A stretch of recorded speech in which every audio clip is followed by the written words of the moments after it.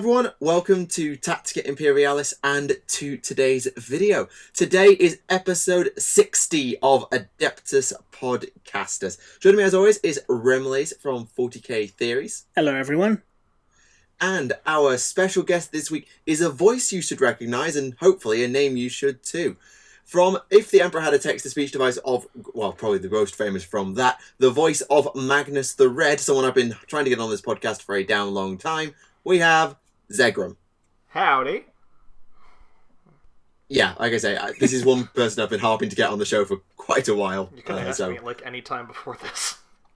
I didn't have your contact details, I was relying on Remleiz. Oh. My bad. Never mind.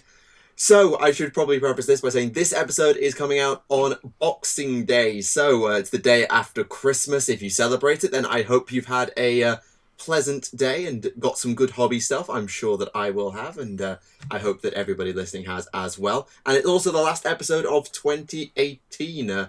I'll hopefully I've got a year in review video for the hobby on my own channel, but I think we should probably do a little bit of a segment on that, the hobby and stuff this year, because I think there's plenty to talk about there, because it's a bit of a quiet week in the news, as it so happens. Given the amount of overload from last time, I'm not surprised. Take your point.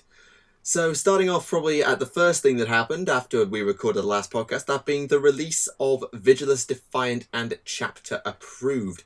Both came out together, both added some interesting things into the game, I would say. Before we carry on, there's one thing I do want to say in regards to Vigilus Defiant, and it's basically, a well done to GW for having Brand Saberwolf lead a company of Space Wolves on Vigilus. Well done. Yep, that's very classy, absolutely. GW. And I genuinely mean that. Kudos where it's due. Fair play. I haven't actually bought Vigilus Defiant, so I don't know much about what's gone on in it, but I have seen a few of the specialist detachments on the gameplay side, but I haven't read it for its lore yet, though I have seen a summary online. Yeah, I haven't had much of a chance to properly read through it. I did have a quick look at the Primaris Rubicon thing, basically how Calgar became a Primaris, and it just made me laugh when he's just undergone the surgery. He died on the operating table, but then came back to life thanks to the Belisarian furnace, and then he broke his restraints, which made me do a double take, because I thought, hang on, weren't all his limbs replaced with bionics? So I got this mental image in my head of this, giant Primaris torso and head with these tiny little regular arms and legs. Even though, let's be honest, the losing all four limbs has probably been retconned, but it's still an interestingly funny mental image to have. Yeah. So that it implied in the trailer from when Calgar was on his way out that Calgar did die.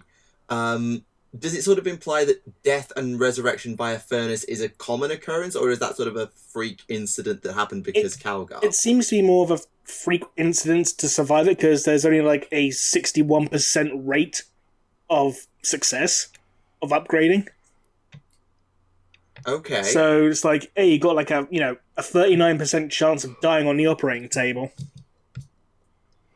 And Calgar was the 39%, but then Belisarian plot first, armor. Yeah, plot armor. Yeah, I don't rag on much stuff too hard, but yeah, that's plot armor.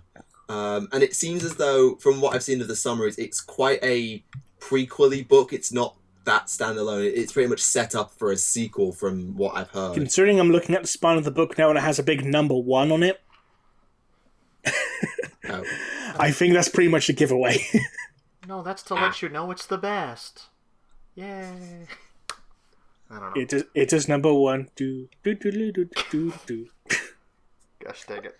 Oh dear, oh dear, oh dear.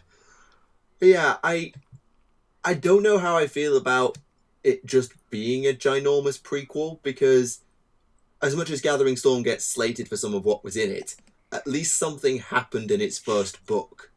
Yeah. I mean, it's not a bad thing if it's well written and all of that, and it sets up the planet very well, sets up all the factions and all of that. That's completely fine. It's just, after what happened with Fall of Cadia, book 1 does not have to be set up. It can do something pretty drastic if it wants to. And it kind of has and it kind of hasn't. So it's more of a book for gamers than for lore people, I suspect, with a few exceptions like the Rubicon Primaris business. Though it's nice that the Sons of the Phoenix actually get a little bit of a spotlight in there as well.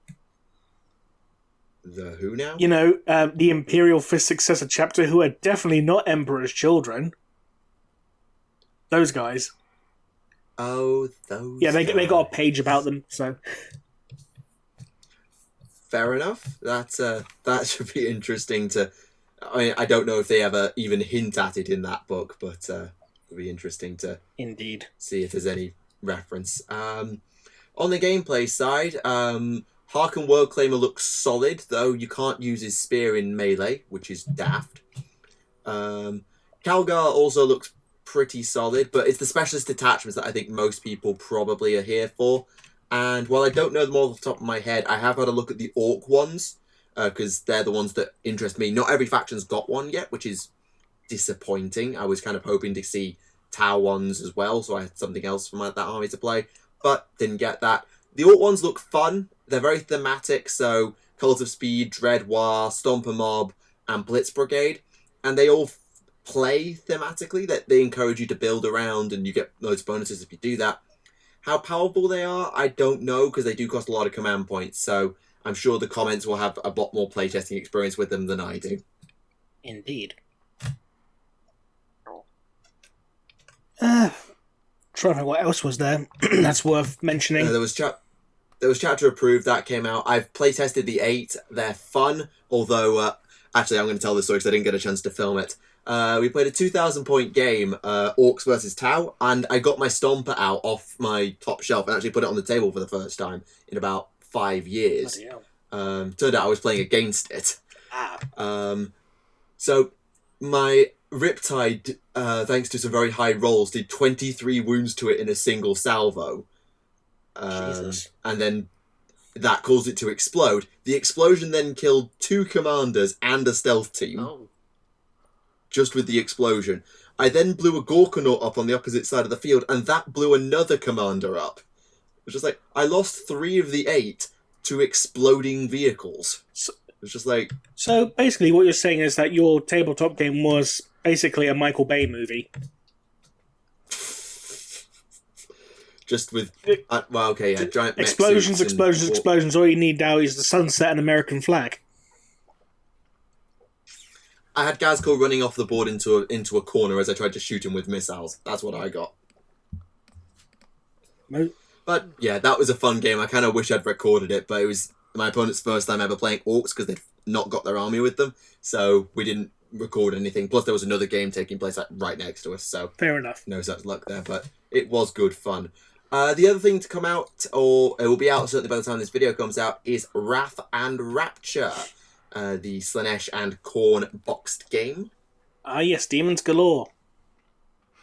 Indeed, including the new Infernal Enrapturess. We finally got the name for that. And they've given Slaanesh a sort of magic psychic disruption mechanic in both game systems, which is interesting. Because Khorne's always been about magic denial, Tzeentch is about magical dominance, but Slaanesh has a mechanic with this Enrapturess and with Fiends, where they sort of don't make casting much harder. They just sort of screw with you. So you're more likely to suffer perils of the warp or take damage or whatever else. It's just an interesting thing that I don't associate with Slaanesh all that much. Certainly interesting. Yeah, not complaining, just observing. What do you think, Zegram? What else? Could, represent, I'm going to cast Magic Bolt. Is that, 5 tits? Just out in the open? I don't know, just I can't just cast with that there, man. Well, in this case, it's a demonette playing a harp made from the sinew and bone of a guy, and it's coming out of his back. Yeah, that might also be distracting to hear that noise. I'd be distracted. That probably sounds horrible in multiple ways. But what won't sound so horrible is the Noise Marine, which I believe is coming out alongside Wrath and Rapture. So that Noise Marine that we spent probably about half a podcast fawning over quite recently. That will be on shelves very, Oh, very the classic soon, one with if the it isn't guitar already. gun. Yes. Yes. Although considering it is a noise marine, it probably would sound horrible. Point taken. Obviously, he's playing actually. Steel Point Panther. taken. Come at me, Steel Panther fans. They suck. I'm going to just leave that one there. They do suck, though. I'm sorry. Can't stand Steel Panther. Fucking terrible. I wouldn't know, but I'm going to agree anyway. Thank you. Fair enough. Forge World have also been not particularly busy, but they did give us something very interesting to mull over. Now, by the time this video comes out on Boxing Day, you will know what this is because they're revealing it on Christmas Day. But there's a model wrapped in wrapping paper, and you just see its like silhouette. And it's caused a lot of speculation because it's for the Horus Heresy character series as to just what it is. I'm calling it now. It's Kabanda. I mean, we know the next book is Cygnus Prime. Yes. We know Kabanda and Sanguinus had a fight. Yes. This model's got a big axe, Bloodthirster. Yes. The only reason now, Kabanda. the reason I'm arguing that is because the Bloodthirsters nowadays are much bigger than that. Well, in fairness, we don't actually know how big this actually is in scale. All we have is a silhouette. But that silhouette also seems to include the base. Like, the base is included. So, yeah, Could be okay. a scenic base. we don't have a scale model of it, no. But I've actually... a lot of people have been saying it's Space Wolfy. In that it's like a Thunder Wolf mounted Space Wolf guy. Which is an option. I can see where they're coming from, but the reason I don't think it is because, Space Wolf's got the focus last bloody book. Yes, and they didn't get any characters on a Thunderwolf in the book. I mean, one of the outside bets is I think it might be a jet bike character. Because With an White axe. Scar's also in book 8. That's true. Did any White Scar characters use an axe? Because I thought they used Talwars. I mean, Khan definitely does, but we don't know if a White Scar legionary or captain who was on Jondax just so happened to. I don't know. I don't know the story of Jondax well enough. Fair enough. So I've stuck my neck out and said jet bike, but a lot of people I've spoken to have been saying Space Wolf, you're going Kabanda. I think they're all completely valid options, and you can get any of those answers out of it. So, yeah. Watch it be like 1,000 Sun riding a panther, just like to fuck with everyone. Use the literal exact opposite of what everyone thinks it is. I mean, they could. They definitely Turns could. out it's a model of Malkador. Riding a smaller Malkador. Actually, didn't you tell me something about Malkador this week, Remleiz? Oh yeah. Apparently he's a perpetual now. Somehow.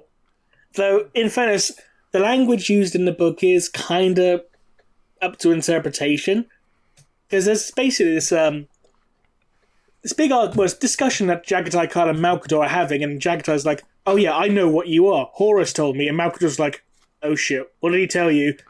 He said that you are the last of the Sigillites, the cursed wanderer, the perpetual.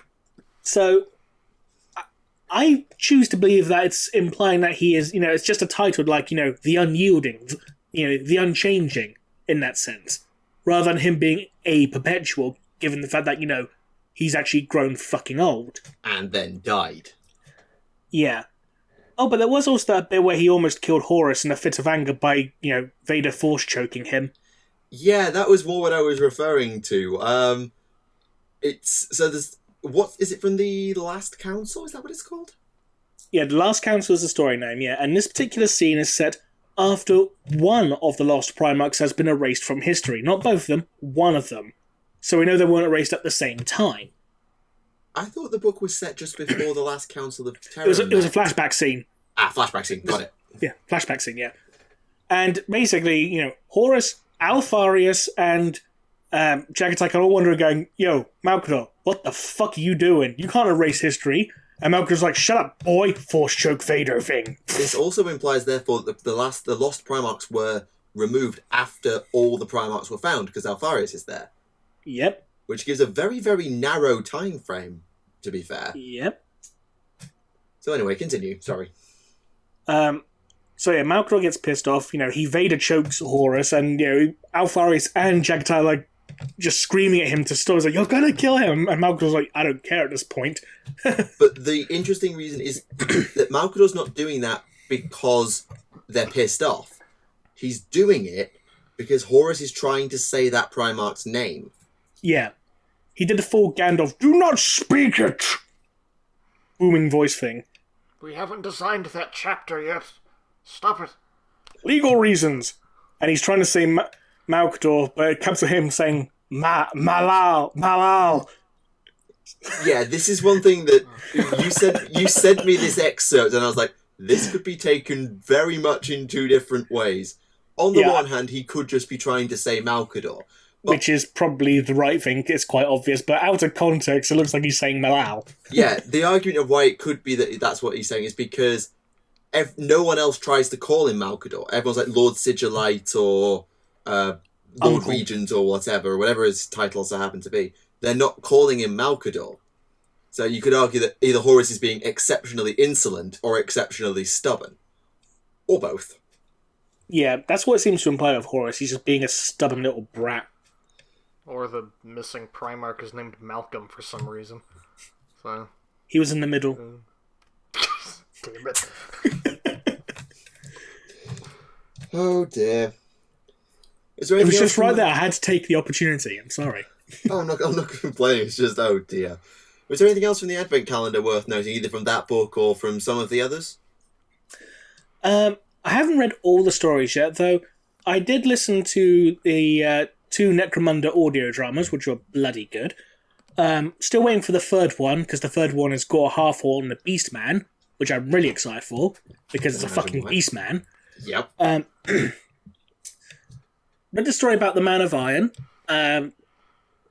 He lives with the Ratlings, which is weird. But he ends up, murdering, an Adeptus Mechanicus team. Because why not? That's all I've actually really read from those stories. I read a few other short stories, like I read from The Enemy Within, which is basically when an Imperial Guard regiment makes an alliance with some orcs. Because why not? I mean, yeah, the Nids are coming, but still. We knew that already. Though it is interesting that one scene in that book where an orc saves a child's life, which is, hang on, what? Yeah, hang on, what? Yeah, there's a scene where the Imperial Guard General is watching over a hololith and, he sees this child screaming, he sees an orc running towards it, the other officer's thinking, oh, he's going to kill that child. The orc picks up the child, pulls it back, a Gort jumps in the way, the orc's carrying the child, he's just smacking at this, Gaunt with his axe. Once it's dead, he just basically puts the child down and runs off. Is that the one where the orc speaks super eloquently, or am I thinking of another passage? You're thinking of another one. Okay. Yeah, because I remember you sent me a little excerpt, which it seemed to be like there was an orc speaking super eloquently. Yeah. It was interesting that the orc in charge wasn't the biggest orc.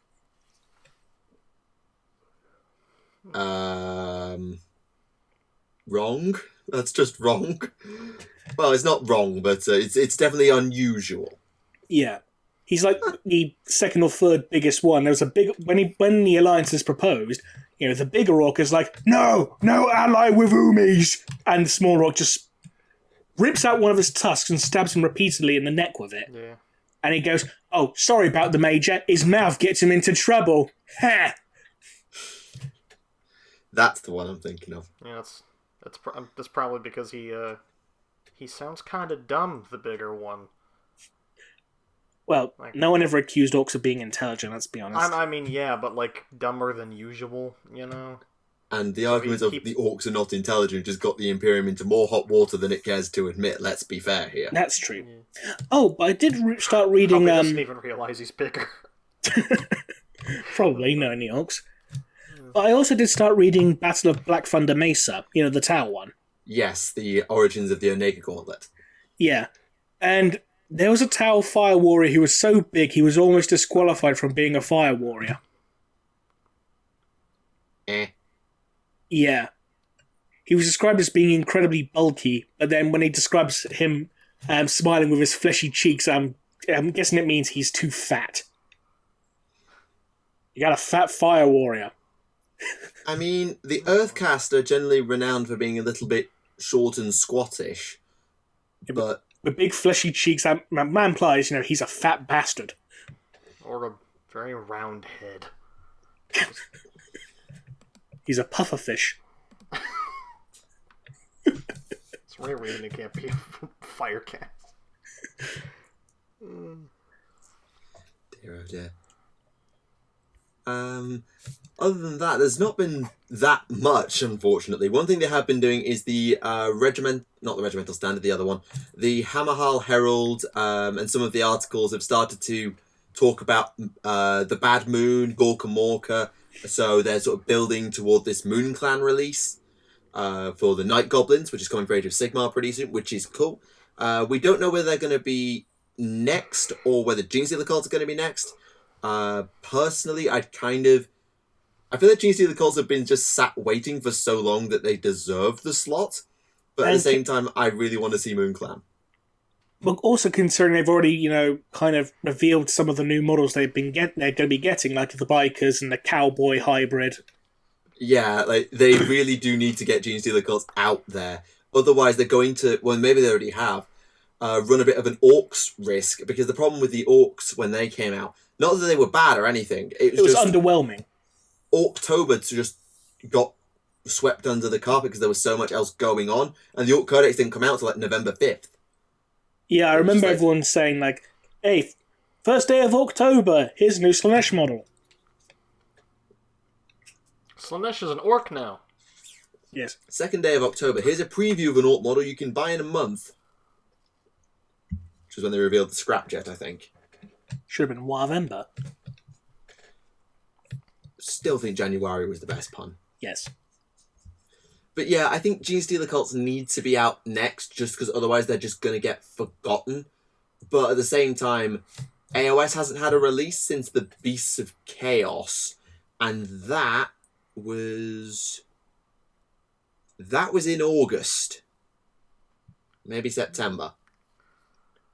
So AOS has been on the back burner for quite a while now, which is, I mean, to be fair, it's still better than the first edition treatment it got until at the start of this year, but that's a long time to go straight off the back of a new edition. Yeah.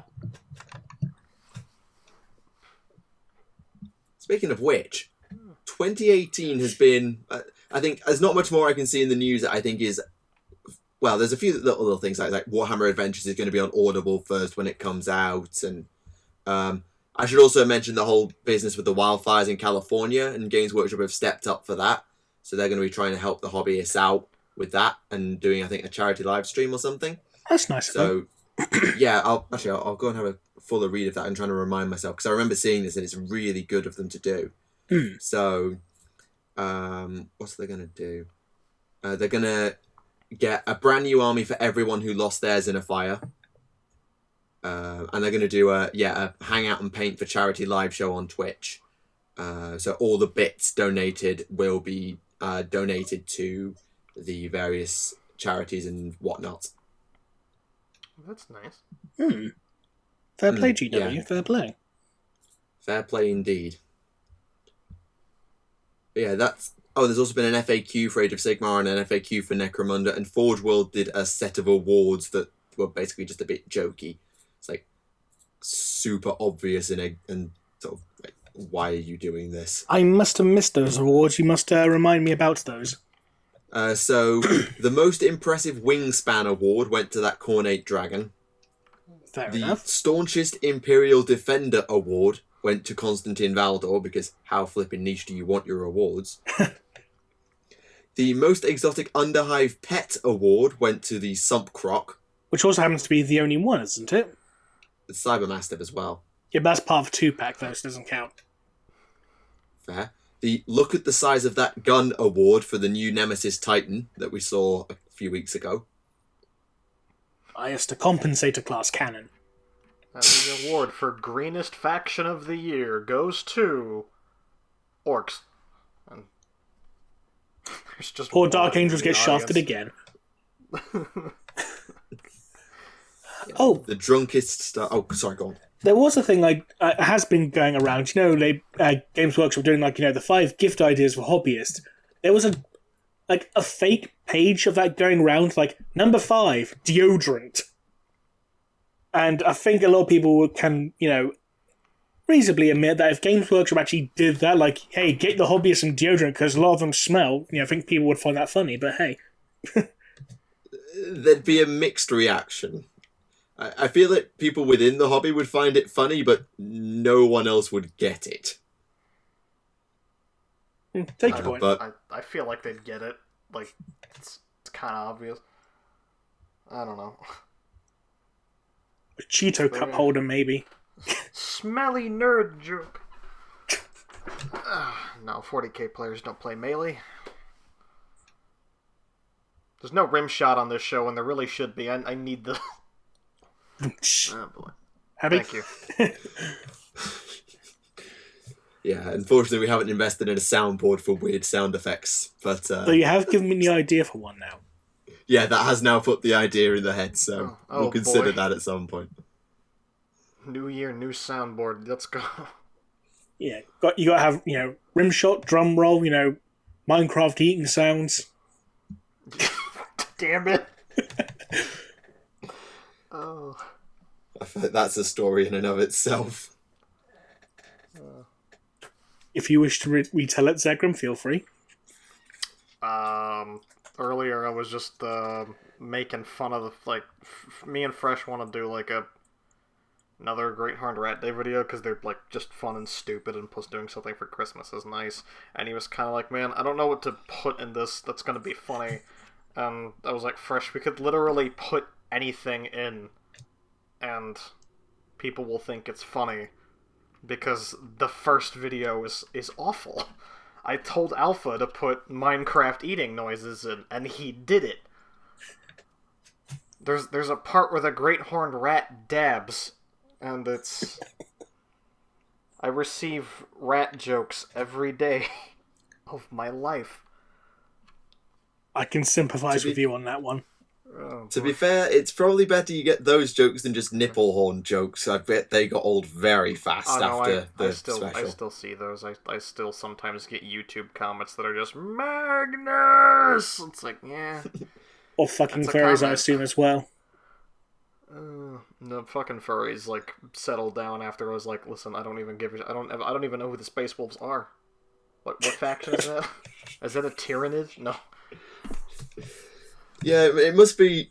I've not been in TTS, but I know both of you have, and it must be interesting when that is what you're probably... I mean, Remleiz is probably best known for his theories, but you're probably best known for what you do in TTS. It must reflect quite interesting, must be quite interesting to deal with, I guess. Yeah, it is. It's still nice. Sometimes it's nice to go on the internet and then see someone posting the smash it button gif again. And it's like, wow. Yeah, and I remember that Alpha actually put out the little individual scenes of Necrons laughing condescendingly, Inquisitor head smash, because it was so copied that no one was sourcing it, so he gave a proper visual source for it. Yeah, most people don't even know I voiced Inquisitor head smash for some reason, even though it's just my voice but pitched down a little bit. To be fair, it's quite easy to lose track of who's who in that shuffle. If you're not attuned to people, it can be quite hard to spot every single voice. I suppose. I know a lot of people didn't know that I was voicing Priestley of the Tempest of Scions.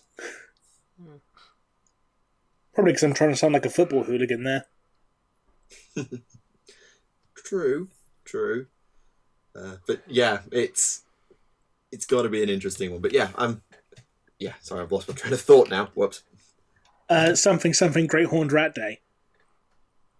It was a little before that, we were making fun of a soundboard, and before that was... Yes. Oh yeah, one thing I did want to talk about, since this is the last episode of the year, I realise it's been a bit of a slow week for the news. So what I thought we could do is talk about the year generally.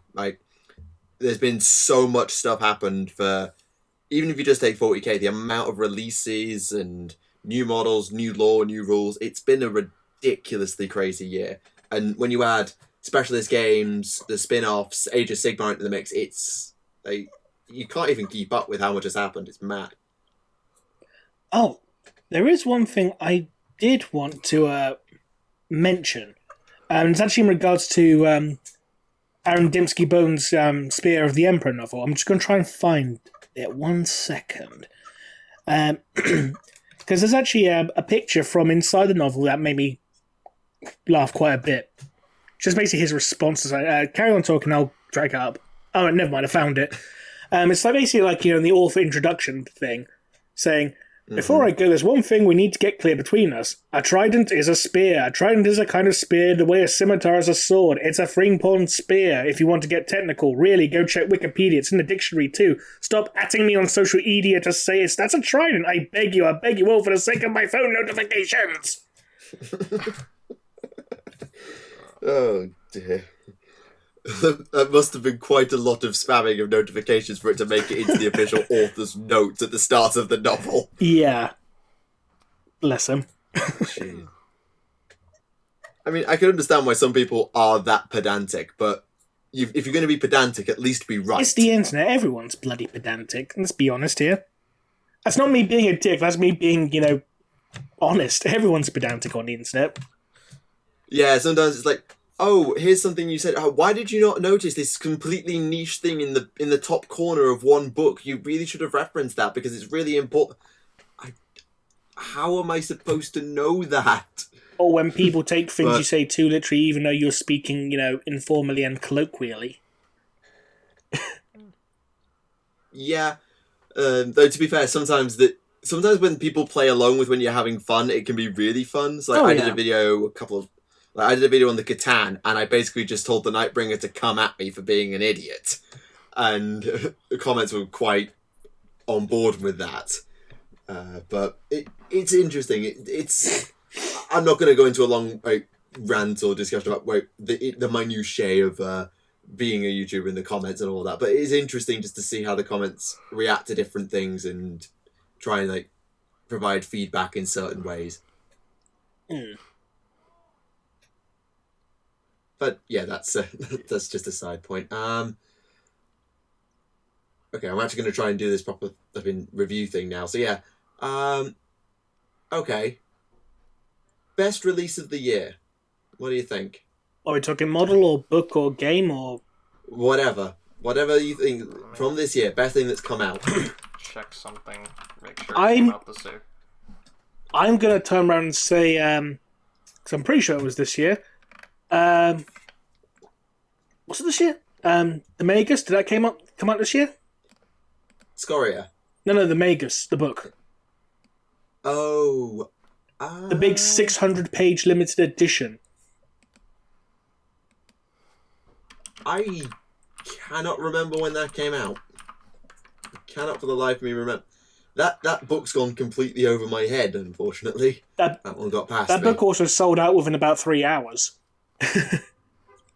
That's probably why it got past me, because I couldn't see it advertised anywhere because it was already gone. Because it's like, hey, do you want the 200-page standard paperback, or do you want the big 600-page hardback? And it's like, yes, please.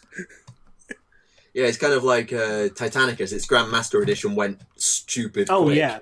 Didn't get a chance to get that, bastards. I mean, the problem with games like Titanic is that it's so expensive, and would you even have time to play it?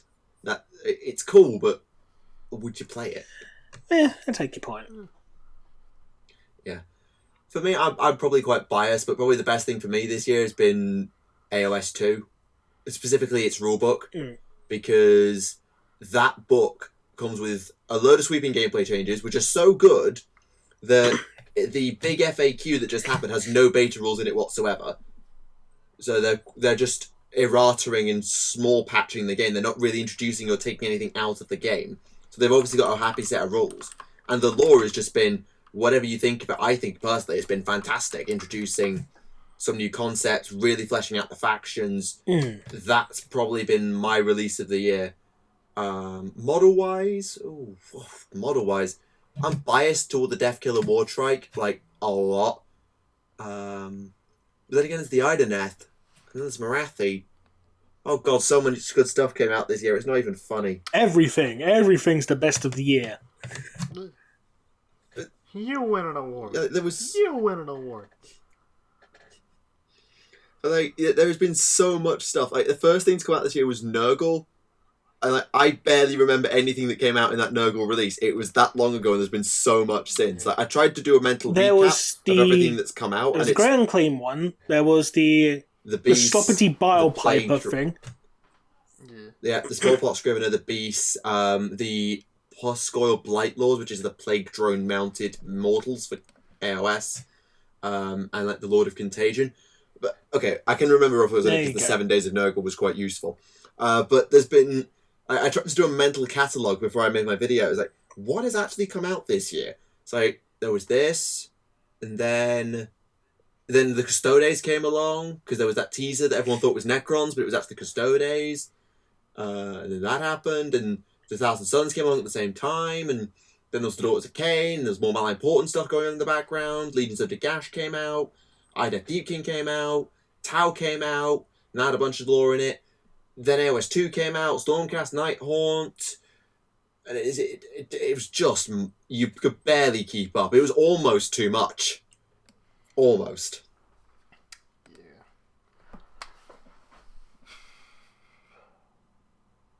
Or is that just me saying Tumbleweed. That?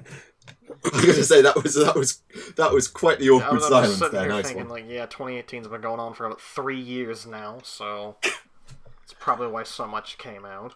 But yeah, you compare to like the old White Dwarfs, and there's like one big release a month. It's like, okay, this month this army gets a book. Next month, this faction gets a book for the other game system. Next month, here's a boxed game or something. And that was it. Now it's like some armies barely get a week before they're put to one side. Or like 3 days in some cases. Yeah. Like Wrath and Raptures, I know that's had a bit of time to get some build, but in terms of focus, it's had a week. Because Chapter Approved came out, then it's come out, and then they'll be on to the next thing, which will be Genestealer Cults or Moon Clan. It's just like... Or how about Genestealer Moon Clans? Yeah. 2 birds, 1 stone. Or 2 grots, 1 fungus, whatever the term is. Or whatever the term is, yeah, I suppose. Yes. Yeah, it has been a bit of a mad year, and I think we're lucky in the fact that we do this, in that we do get to report on everything, because it would have been really difficult to keep up had we, or at least for me, had I not been in YouTube mode and having to read stuff, do videos, do the podcast. I'd have lost track so fast, and some stuff still got past me. Like Wait the Dead, I missed that completely, and I completely forgot one of the gangs that got released for Necromunda and half the teams for Blood Bowl, and yeah, it is a lot of stuff, and I can understand if some people think it might even be information overload. Does anyone actually play Blood Bowl? I want to. I really want to, but I never have. Because I don't know anyone who plays. I mean, I know people play the video game, but not the tabletop. Yeah, it's kind of like some of the games like Underworlds and Necromunda as well. You've got to invest in some like ancillary stuff as opposed to just buy the models, buy one book, go. Because with Blood Bowl, you've got to buy the main box set to get the rule book. You can't just buy the book separately, as far as I recall. And for Warhammer Underworlds, you have to buy the main box game to get a board. I don't think you can buy a board separately, and even if you can, you don't get the rules. So that's probably what's keeping some people out, is it's just not as easy to invest in them. Not because they're not cheap, but because there's a lot of extra stuff you have to get that you don't really want, that you have to pay for, like extra armies, extra teams, and all that stuff. But there is still plenty of fun stuff going. So like the Death Blood Bowl team has been given a new set of a new mission thing in the new White Dwarf this month, talking about like how did it go? I forget. There was like a special game type you could play with a special ball and all that sort of stuff. Yeah. I mean, I got the that's the separate rule book and Gangs of the Underhive book for Necromunda, just because it'd be easier to have all the gang stuff in one book rather than spread across the 4 gang war books, which was bloody awkward. I always find it weird. Yeah, and they've actually put. I also find it weird that the limited edition with the big slipcase and the the cloth ribbon thing, bookmark thing, that was the same price as just buying the 2 books together. So it's like, almost get a limited edition then. Fair enough. They've actually put the Delac rules in this month's White Dwarf. There's a little pull-out, so you can get the Delac rules for free. Well, free-ish, if you buy a White Dwarf. I find it weird that the Delac are able to artificially create psychers. Called spikers. Just basically swapping the P and the S round. It's like, I get it. How? A shit ton of drugs. Psychic power through... I mean, everyone has got an innate psychic potential, so finding a way to amplify it through the power of drugs are alright, I guess. You ever do so much weed that you can move the pizza you want to eat with your mind? Yeah. That's how that works. I can't say I have been able to do that. Me neither. Oh, boy. I mean, that implies you two smoke weed. No, I don't even drink alcohol. Now we know how Magnus Druid gets his powers. God, can you imagine just some chaos person handing a dude a blunt and suddenly he's a fucking chaos psyker, sorcerer, whatever. I don't know. With Slanesh, that's probably how it happens. So hey, you should totally try this. It makes you a proper badass psyker. Some dude just gives you a fucking joint. You wake up 2 weeks later. You're in the warp. You have 3 arms now.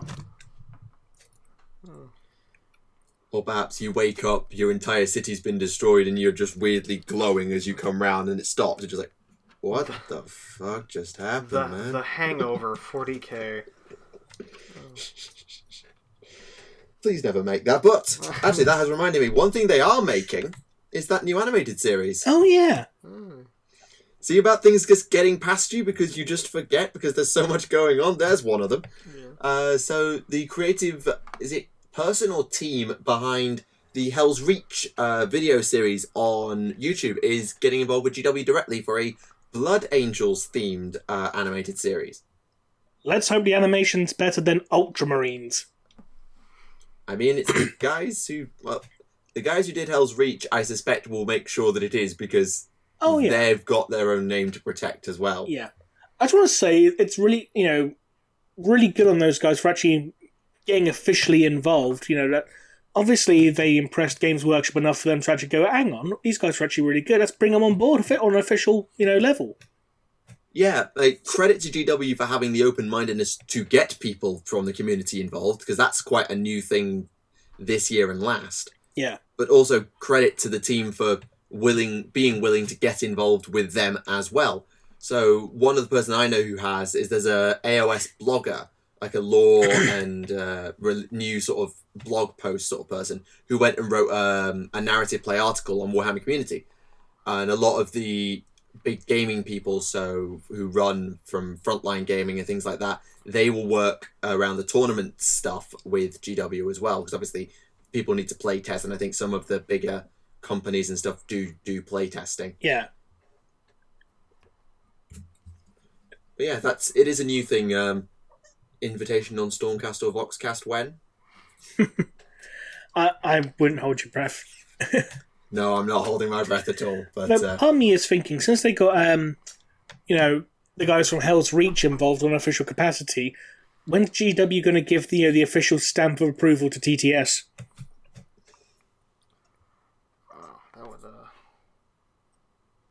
That would be horrifying, because that would imply in some way they're totally cool with everything we say on that show. And well, it is a parody. Yeah, I know, but there's a slight implication. They're yeah, it's kind of canon. It's are you sure? Yeah, it's kind of like if a company endorsed an abridged series officially. It would be hilarious to see them do it. Yeah. But we could do some official "I'm fortifying this position" T-shirts. That'd be nice. Wouldn't that be fun? In first, they would probably sell a shit ton of those if they did. They would, yeah. Yeah, like if there was even if it was unofficial or properly official TTS merch, it would. My God, it would fly. Yeah. Oh yeah. It's just so endlessly quotable. It's so ridiculously quotable. I still remember. I've said this to many people who've been on the show. I can still quote episode 19. I could absolutely word for word. I could have that I could quote everybody verbatim for a while on episode 19. Why don't you demonstrate right now? No. Because it's been about a year since I watched that episode, and B, I'm in front of the official voice actor. I get it quite badly wrong. Though that was the basis. That video was one of the bases of I actually used that video as a reference in a French project. I'm trying to remember in what context. I think I was doing like a little writing piece that I had to do, and I was talking about like the origins of 40k and how 40k fits together. And I officially referenced episode 19 for explanation as to how the warp works. Just put disclaimer, strong language, and just popped it in my references. And I was like, yeah, that's cool. I'm going with that. I still find it weird that TTS got mentioned in a Crunchyroll article. Oh yeah, that happened. Yeah. For JoJo references. Yeah, of all things. Yeah. Oh god. Are we famous now? What if out of like everything that like Games Workshop endorsed, it was that? How would you feel? Just like, the custodians actually do this sometimes. I'd be okay with it. It'd be interesting to see how they'd work it in and try and not make the custodians look ridiculous at the same time, but it would be fun to see them try. Yeah. Sometimes you gotta show off your martial prowess, but you can't actually punch each other, so you just pose. I don't know.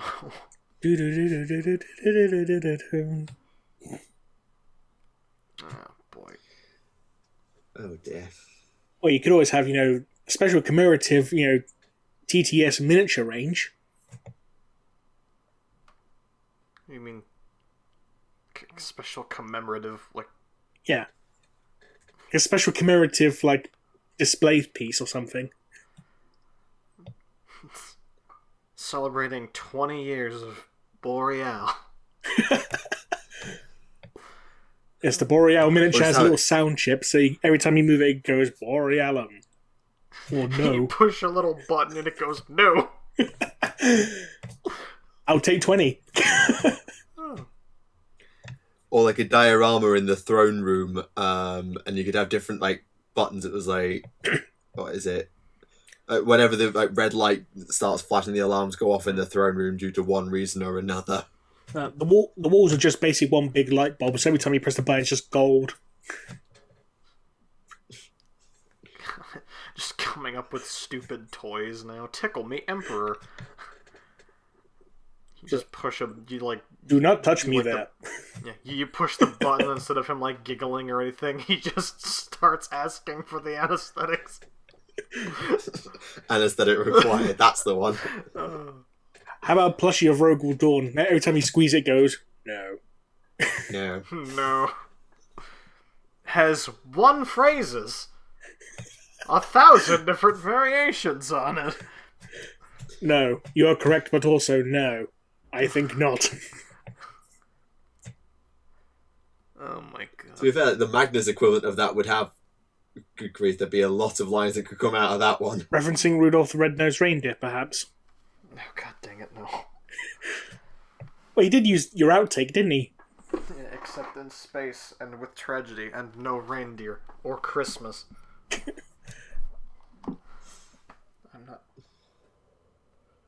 I identify with Rudolph. Was that the outtake they used? No, I can't remember the outtake. I was like, alright, companion, now put on Rudolph the Red-Nosed Reindeer. Relate to him on so many levels. I can't even remember the joke I was making originally. It's been Alpha will be like, hey, Zegram, record a thing. And I'm like, okay. And then a year later, the episode will come out. Yeah, like, how heavily... Because sometimes it feels very much like it's off the cuff and ad-lib in terms of how it's presented, but how, like, rigorous is the script in terms of it's presented this way, you speak it this way... How much creative freedom do you sort of have to put your own spin on the words, or even make them up? So what happens is, we'll like just do it however like Alpha like wants us to do, and we'll either make dumb jokes about it, or mess up and then make dumb jokes about it, or the line and the delivery Alpha wants us to do is so funny that we just keep messing up and making stupid jokes. And that's how it is for me anyway. Like, fair enough. Like during the stupid goddamn Australian episode that Wojtek made, because he hates me or something. I don't know. Alpha I had to like do "shut it, meat baby" like 20 times because I couldn't do enough jowl on the B. And I couldn't stop laughing. I can imagine like the children's card game episode was particularly difficult. Kind of. I don't know. I actually had to write 3 jokes for that, and I'm just like, oh jeez. I don't play enough of either for this. Oh. Yeah, it depends on the line delivery. It's been getting... like the I know the like obsessive was something kind of added in just because it was funnier to do that. So I don't know. It always comes down to, hey, is this actually kind of funnier than what we're doing right now? So it depends. Yeah, that's fair. I just was unsure because obviously I've not done much voice acting work in my own time, and anything I have has never seen the light of day, so... Yet. But anyway. Yes. What else is on the agenda, chaps?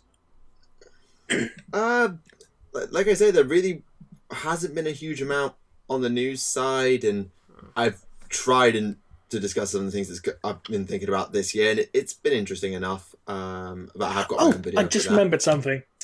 It's from the current Horus Heresy book, Titan Death. Now, I've not actually read it. I've not actually read it yet, but I've been told it's a scene that supposedly happens right near the beginning, so it's not really a spoiler, so it's fine. Right, so a Titan has a soul. Not just a machine's but an actual soul.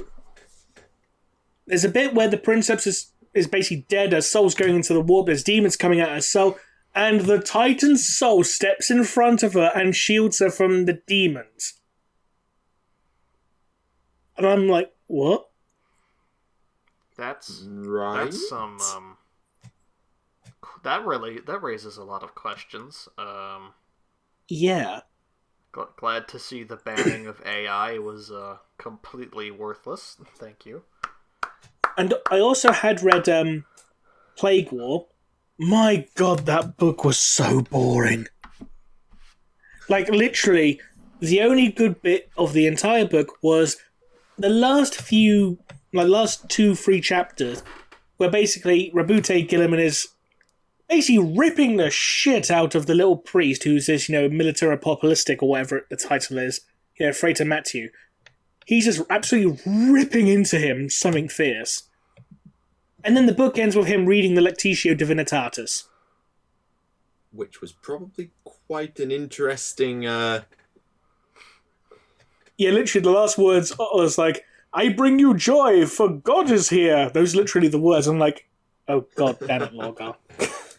Yeah, I mean, to be fair, like, trying to follow Dark Imperium was going to be a challenge anyway, especially because Plague War has the we knew what sort of happened in Plague War, because we'd had it told sort of, i.e. the Indomitus Crusade ends, Ultramar's in deep trouble, Gilliman goes back, it fights Mortarion leaves, Virus bombs a planet, that's about it.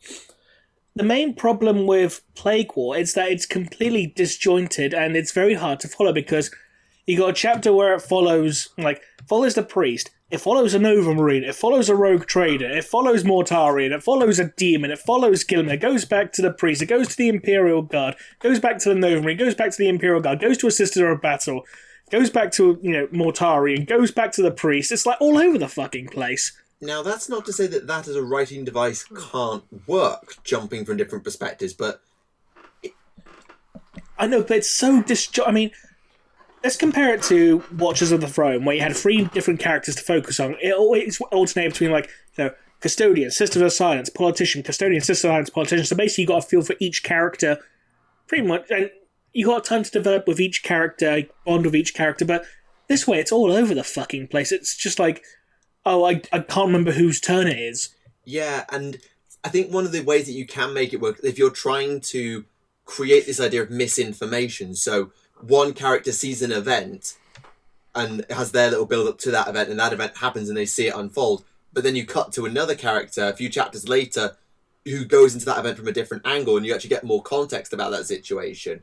And it can... yeah, but it's not like that in this at all. Yeah, like I said, it can work, but it's not always going to work, is probably what I was trying to say. Though I will say, Kata Sakaris actually had one good line in this book. It's basically when the Imperial Guard officer and a few Ultramarines witness, a whole bunch of people praying to this supposed living saint or supposed vessel of the Emperor, and they're preaching about Rabute Gilliman, his divinity being the son of the Emperor, and Kata Sakaris is just oh, the Primarch's gonna love this. Yeah, I can definitely see Sakaris. Well, I don't know enough about Sakaris' character, but I can definitely see the Space Marines taking that train of thought. Yeah, he really doesn't like the idea of the Imperial cult, funnily enough. No shit, Sherlock. It's like, okay, we don't like it, but we're not going to stop you from following it because that's your choice, but just keep us out of it, please. And it's like, but your Primarch's, he's a son of a god. He's holy. It's like, no, he's not. He's a very naughty boy. Yeah, he was just grown in a fucking tube and launched across the galaxy. Bet they don't teach you that in history class. Indeed. They're just like, but he's the son of a god, he's holy, and they're just remembering to this morning when he was dunking his toast and his drink, and he's like, sir, that's not coffee, that's orange juice, and he's just like, oh, and he eats it anyway, just half dead because he just woke up. And yeah, real holy. Yeah. To be fair though, there are so few Space Marines who do follow the Imperial cult. I suspect that that's true for almost all of them, although the Ultramarines do get to see it a bit more first-hand. Also, while we're on the topic of Gilliman, the Codex Imperialis. I find the Codex Imperialis a little bit weird, because it's supposed to contain, when it's done, a complete accurate Imperial history, right? Mm-hmm. How the hell is Gilliman going to write that? Because he was... With a quill and paper. You know what I fucking meant, you dick. I.e., he's been dead for 10 of the 11 and a bit thousand years the Imperium's been around. So the only information he's going to have about the Age of Apostasy and the War of the Beast... Section redacted. The only people he could realistically ask are the Custodes, and apparently they're not too keen on him, from something someone told me on the internet. Yeah, the one custodian who's following him around in Plague War really doesn't trust him. Colquan, I think his name is. And it's like, I don't like you, but I hate Chaos even more, so I'll fight them. But I don't like you. He's just running, and then I got stabbed and put into a coma, and then all of you spent the next 10,000 years upsetting me. And then I woke up, and wish I hadn't.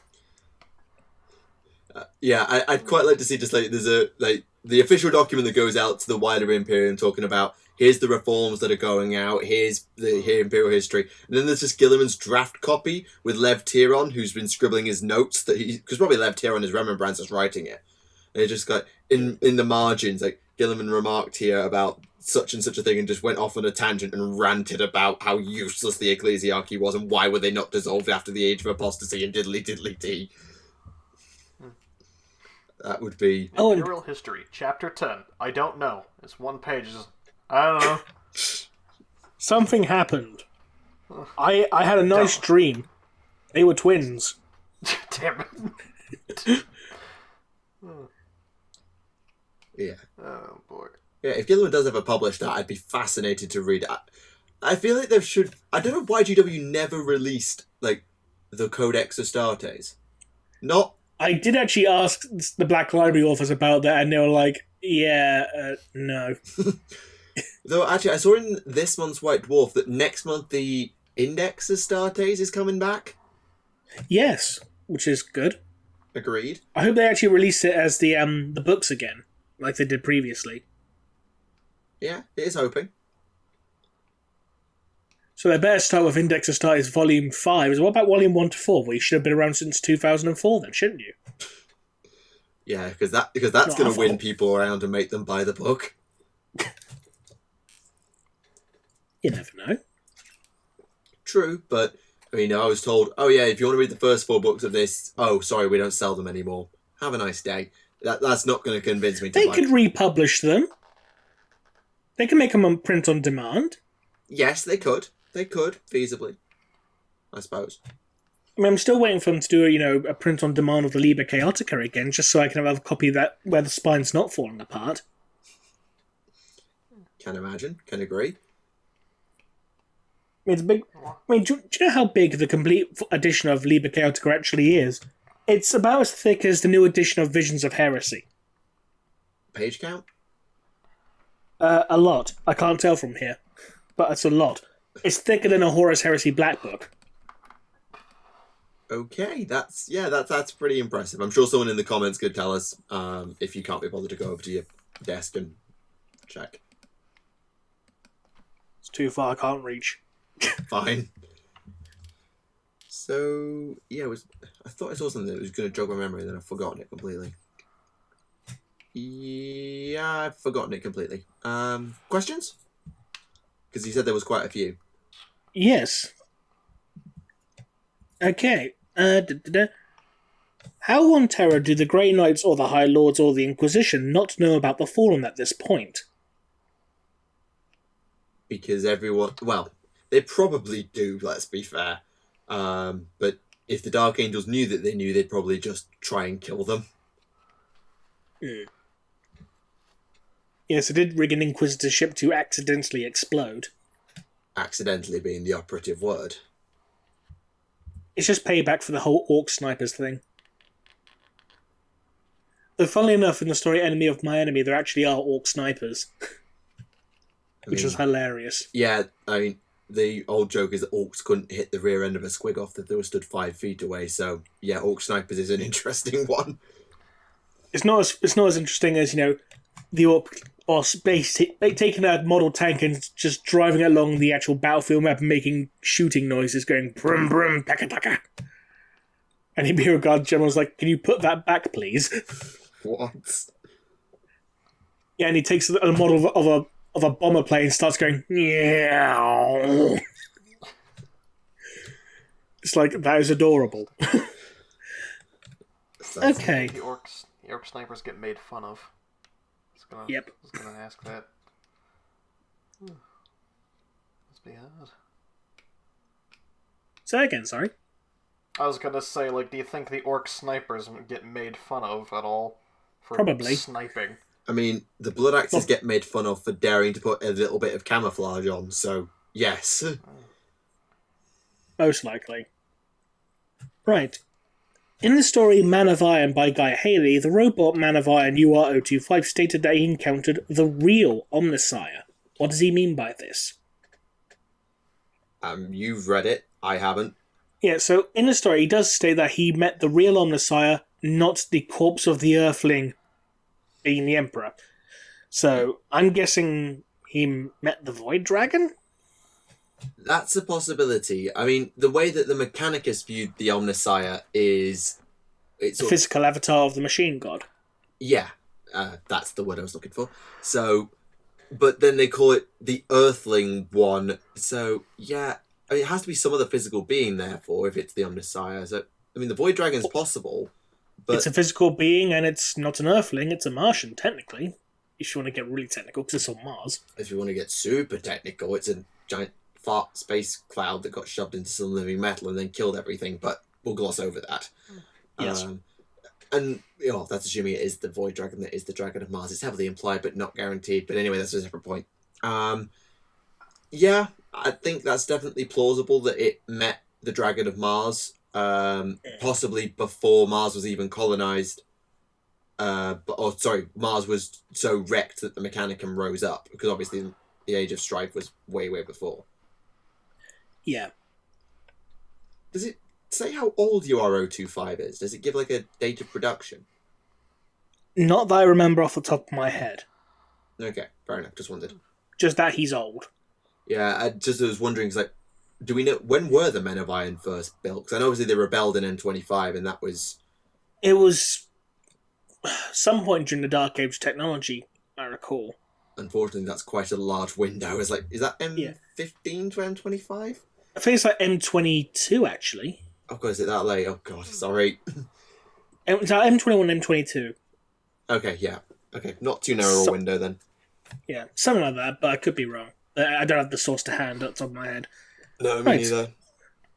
Okay. Could it be that the Kroot who could feel the souls of the bodies he ate is a Psyker Kroot? Yes, because Kroot can be Psychers. Though, I thought if that were the case, it would probably have been implied that they could either manifest their powers, or at least that their warp presence would be noticed by someone or something in that structure. I mean, they could be weak Psychers. I mean, yes, but even then, if you're weakly psychic enough that you can work with souls, you've got to be strong enough to be noticed by demonic entities. It may not be that he's he's able to work with them. It could just be he can feel them, but can't actually manifest his abilities in any meaningful way. Sort of like reading auras. Yeah, or like just, he just has heightened reflex, or is just, lucky. Yeah, who was it who had the ability to read auras that I remember reading about or writing about? Don't, correct me if I'm wrong here, don't Kroot get, the ability of whatever they eat or something? They can adapt genetic data from what they consume, yes. And assumedly they could adapt psychogenetics, though soul-sensing genetics is an interesting one. Yeah. I mean, that's not the strangest thing in 40k, so it could happen, I feel. Yeah. Yeah, definitely possible. Okay, since orcs believe in reincarnation, given that orc belief has the power to alter reality and that they are born with genetic memories, could they actually be right in that orc and mork vomits them back into a body to have another go? I mean, I've not heard that particular... The idea of if we die... The idea that orcs never lose is because if they run away, they can come back for another go. I've never heard of an orc believing in reincarnation, though I'm sure that it is the case. I don't remember reading it. I remember reading that when they die, their souls go into the warp, Gork and Mork eats them and just pukes it back into a new body. Or burps it into a new body, something like that. It's something to do with the mouth. Okay. Yeah, I mean, they might well be right, though it's... The whole genetic memory thing is...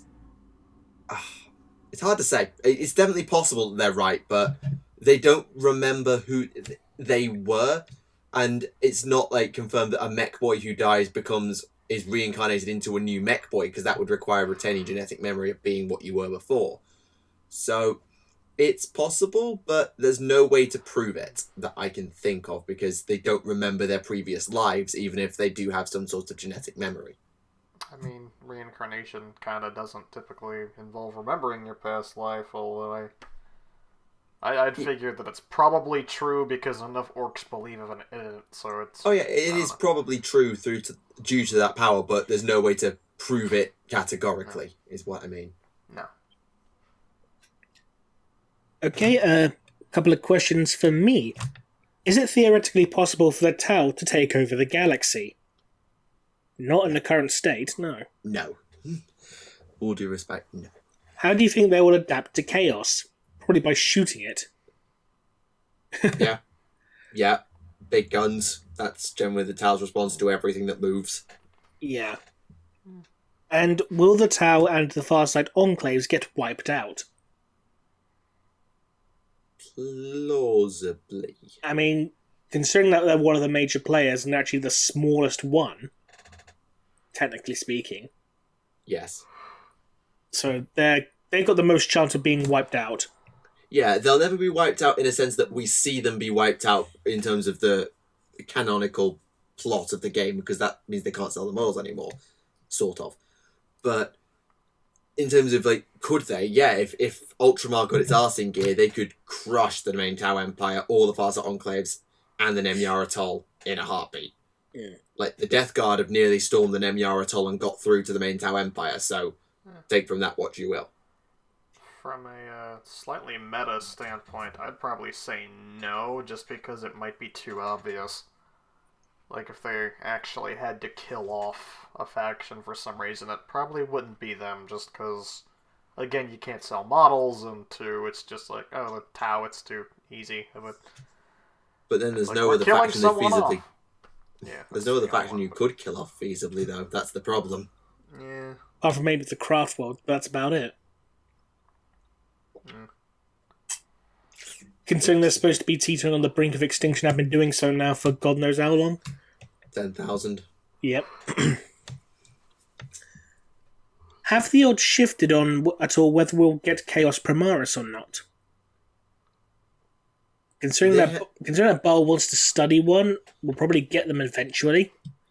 Yeah, but that's not new lore. So, like, No. in terms of information put in front of us, there's no new information to suggest it's more or less likely, I think is what they mean. But I do think it is. I think it's going to happen, though. I don't know when, but I think it will. Because, well, we can't play favourites, and also, why wouldn't they very, very quickly? Sorry, we're keeping you up, Zegram. No, I'm not. It's 12. It's like 1:46 p.m. here. I just yawn constantly because I have sleepy bitch disease. Yeah, I can sort of understand. Some days you just cannot.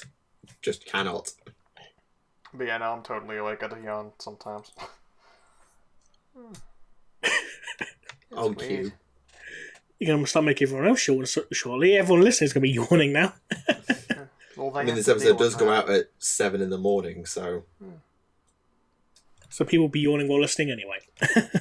Yeah, it's 7 in the morning on Boxing Day. If people are awake watching this when it comes out, then due credit to them. You can accidentally wake up too early, put this on, and go back to sleep listening to it. Wow. People actually do use my videos for that. Oh, nice. Zegram, sing everyone a lullaby for everyone, please. No. Good answer.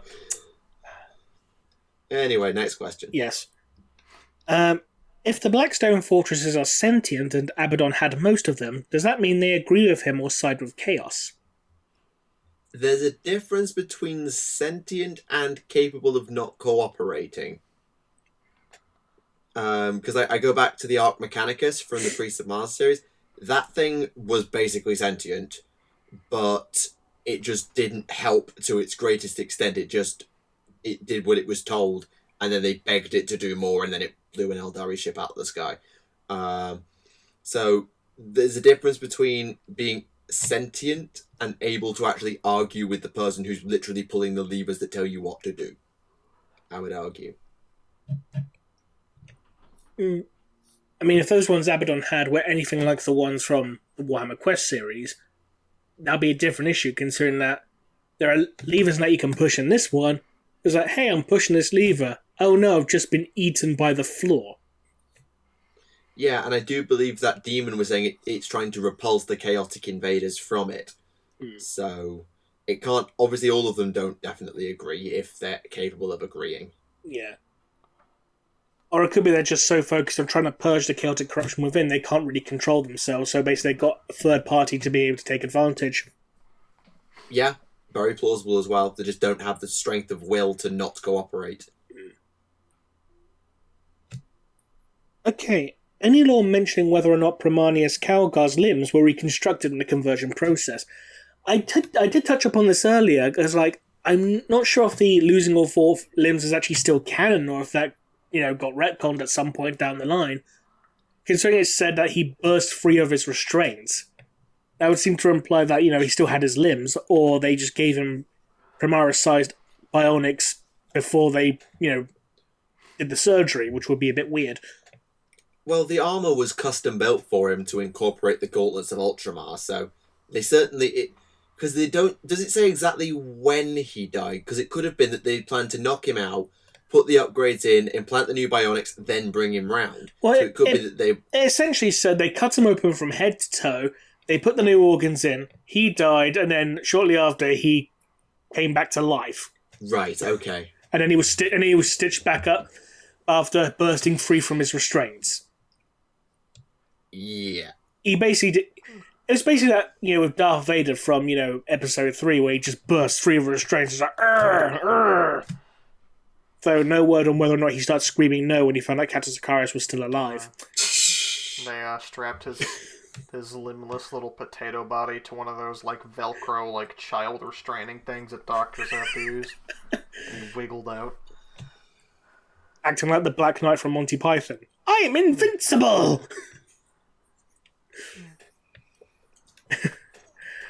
Right. Would Khorne protect the Eldari from Slaanesh if they worshipped him? No.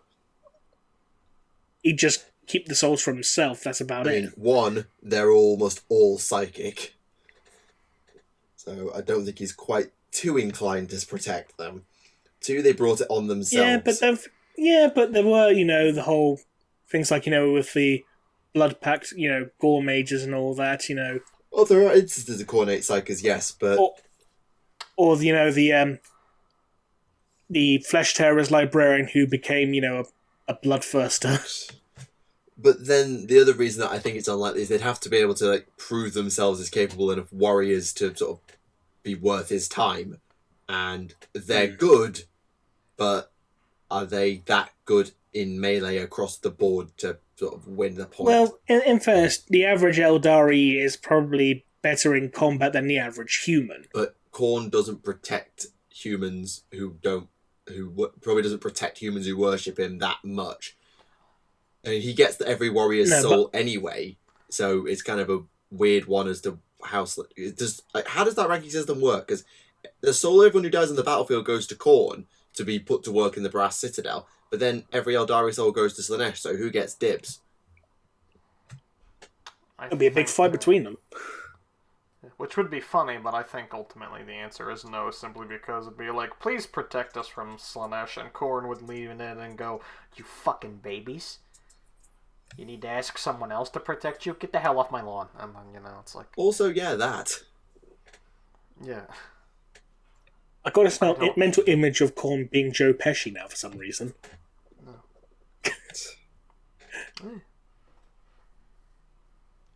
Right. Do you think Primaris Grey Knights will be a thing we see? I'm going to be doing a video on that, so I'm not going to answer that here. Fair enough. If squats were to return to the fight, what ways could you see this occurring? I mean... Abhumans. Yay. Basically, yeah, there'd just be another abhuman force that fought alongside the Astra Militarum. They wouldn't get their own independence. No flipping chance. Though I will point out from the Necromunda rulebook, the new one, in the timeline bit, the planetary governor of Necromunda was warned about the upcoming events of Gathering Storm by both the Eldari and squats. Like, squat ambassadors. So the squat ambassadors, which means there's still a large enough coalition of squats, for them to have their own government, essentially. Which is still, pretty impressive for a race that almost got, eaten. Yeah. Funky little gnome planet. Planet of the Gnomes. where they go around riding their giant foxes and wearing big pointy red hats. But of course. Was it Davy the Gnome? Was that the show everyone saw as a kid? Davy the... Oh, I think it's like David the Gnome. That's it, yeah. That's it, David the Gnome. Want to see the rabbits, David? And the last episode where he and his wife just died. It was like, Jesus. Yeah, well, that's one way to end the series. This is me showing my age. I don't have a clue what you're talking about. Welcome to the new David the Gnome podcast. Sponsored by the Ian Watson Appreciation Hour. David the Gnome's actually going to be a new novel written by Ian Watson, so expect a lot of, giant laser nipple cannons from David the Gnome. Can we get a tabletop model for David the Gnome, please? Has his animal friends with him. Stat him and everything. Right. Do you think Vigilus Book 2 will come with a preset ending, or will we have to go through the tedium of a global campaign?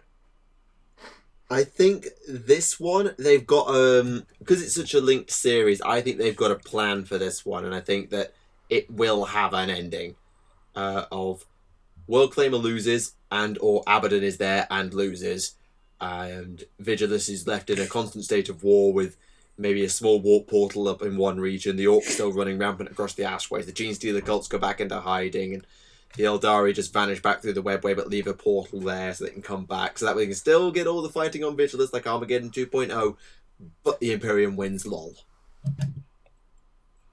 Fair enough. Actually, that's something they have been saying about this whole 80-day business. It'll be interesting to see if 80 days after the release of Vigilus Defiant, we get Vigilus Book 2 bang on cue. We'll see if that brings anything. New Abaddon model confirmed. Yeah. Right. If Sly Marbo is a parody of Rambo and Obi-Wan Sherlock Clouseau is an obvious mishmash of multiple famous characters, and Gazgul Thraka is a reference to Margaret Thatcher, are there any other 40k characters that are based off characters or make reference to other popular characters or real people? Yes. Osaka Creed, Winston Churchill. Any else? Or any others, rather. Pardon my poor grammar. Magnus the Red, Rudolph the Red-Nosed Reindeer. We got that one. Yeah. Yeah, Logan Grimnar's Santa. Yeah. I mean, he's even got the sleigh, I'm sure that a bunch of the chapter masters or Primarchs like Russ and Khan, obviously Jaitai Khan, Genghis Khan is possibly one, although it's sort of tenuous because they don't quite do the same things. Well, I thought Chagatai Khan was a reference to Chagatai Khan, Genghis Khan's son. Well, yes, of course, but you know what I mean? There are sort of references with all the Primarchs to one thing or another. Though Lionel Johnson was Lionel Johnson, the gay poet who wrote the poem "The Dark Angel." Yeah, Conrad Kurz is like Batman, if evil. Oh no, wasn't he based on the guy from Apocalypse Now? Joseph Conrad. No, Half Darkness, Joseph Conrad, yeah. Yeah, who was and Colonel killed by Kurtz. Michael Sheen's character, Hensam Shen. Yeah. Yeah, it was... Well, I mean, his, chapter is, bat theming, right? And he is basically the vigilante in a super mega dark city. Yeah, planet. that's true as well. Yeah, take the point. Yeah, the Primarchs are a real mishmash of references. I'm surprised that Horus, his legion was a wolf and not, an eagle, like Horus. Rogel Dorn references David the Gnome. David, we need to save the woodland animals. No. We must fortify this rabbit hole. Ooh, Oh, boy. Oh, God, that joke was... Right, I'll move on. I'll just go. Right, next question. Current law says that the Emperor saw the Primarchs as tools that to be used and didn't care about them, but Horus Heresy Law talks about how Horus was the Emperor's favourite and paused in killing him because he loved him. seems like a lot of trouble. Yeah. Well, wasn't that because Horus was actually, raised by the Emperor, so it was the exception to the rule, or something? Yes, possibly. You also have to consider that new stuff overrules old stuff. So, like, sometimes in the early days of writing something, they don't have everything complete. I think ADB talked about this a bit. Where sometimes when you start writing for something, you don't have everything pieced together yet. So you don't know where the end point is. So newer stuff, where the whole plan is laid out, is more accurate. I think this is going to be a bit of a nerd moment, but I believe that the first season of the Yu-Gi-Oh anime was released before the game got official rules, so that's why all the rules are wrong or something like that. So the latest stuff is more true to what the plan is, so that maybe that the whole Emperor having favourites, hesitate because love, diddly thing is overruled and will be retconned in the Siege of Terra series. We don't know yet. Could also be like if imagine you have a bunch of different swords and you lovingly polish them and display them every day, and then for some reason all of them come to life and try to kill you. You'd probably feel really sad after you survived and they were all broken or something, because you spent a lot of time with those. It's kind of like, I guess, I like that analogy. Is his favorite sword, Could be that too. I like that analogy. Yeah, that's a very good analogy. Right. How likely is it for Inquisitor Annika Jarlsdottir from the Emperor's Gift to still be alive in the current timeline? Jarlsdottir. The one that Bjorn the Fell-Handed fancied. I think. I mean, she's got a very Fenrisian name. Take your point. I don't remember her. I know what happened in that book relatively well, but I don't remember her character doing anything in particular. Bear in mind that was 500 M41, give or take a century. So it has now been 700 years as an Inquisitor. That's pretty impressive. I mean, she's still got access to things like rejuvenate treatment and stuff like that, so she could still be alive. Yeah, could be, but it's a dangerous line of work being an Inquisitor. I mean, Kirill Sinderman lasted for 1,500 years. Yes, and I don't know how long Prometheus lasted, but wasn't a too short a period of time. Fair enough. Could Harkon be a Herald of Abaddon? I think they already confirmed that he is. He's the Herald of the Apocalypse is his official name, but he kind of... I mean, didn't that in that 80 Days trade, didn't he say, I claim this in the name of Abaddon the Despoiler? But he also then goes to say this world will fall in 80 days rather than Abaddon will be here to take this world in 80 days. So, yeah, but no, but it's kind of a bit of both. He's the Herald of David the Gnome. Sorry. Question from Michael. When we finally manage to produce a fully sentient and self-aware AI, do you think we will experience the same thing happening with the AI as it did in 40K? Okay. AI. I'm going to piss somebody off no matter what I say about AI. But I'm of the opinion that we should be trying to develop AI. Right? We already have developed some, but I think we should try and push for more aware and more sentient AI. Not just because we can, but because it could be beneficial for all of us. And will we have an incident like that? Maybe. It's a very common sci-fi trope for AI to become Yes, quite. Oh, that's exactly what I was referring to. Thank you, Remleiz. It is quite a common sci-fi trope for AI to go rogue and start killing everything. Like, pretty much any sci-fi franchise with AI has super murder AI. So, possible? Yes. Probable? Probably depends on its own independent analysis and how we treat it, I suspect. I don't really understand the, oh no, the robot's gonna kill us. It's like, a robot, do you suddenly be like, I have judged humanity and decided I'm going to kill everyone? It could become a weeaboo. What would you do then? We make the first AI, and A year later, it gets a Twitter and starts posting about how it wants to bang Hatsune Miku. What would you do then? What's your reaction to that? It could happen. You don't know. Yeah, so we're going to have an AI going beep boop Oni-chan or something. That's the thing.